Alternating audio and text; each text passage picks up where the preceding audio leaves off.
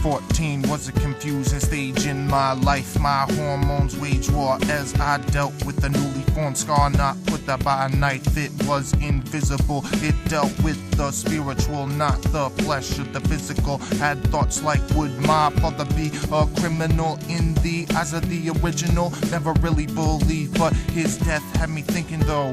Tragic thoughts for a kid as I looked into the window of my mind. I couldn't think of much of my father except after the cancer ravaged his spine. After he went on severe decline, watching him in immense pain, trying to walk, how his teeth would grind. Some things wish I hadn't seen, wish that I was blind. Then one day when I returned from school, my father had died. I will never forget when I tried to close his eyes, got as far as his eyelids and hysterically cried. He was no longer there, had to say goodbye. Wish I did it before his eyes were permanently dried, motionless. And 4 years after it all felt hopeless, but starting to realize to hurry it is just bogus. Trying to clear out this mental mucus, I'm gonna mutate this misery and mightily conquer life's mysteries, cause I'm my father's son. I will face fears head on, all doubts of my path are done. Even though my demons will never be dead and gone, I will face the dawn. Even as these mutated thoughts begin to spawn, I will strike them down with the backside of my palm, cause those thoughts deserve no respect. Even if the prospect of facing them might be hard to digest, it's okay, cause I'm blessed with the strength to march on through my own madness.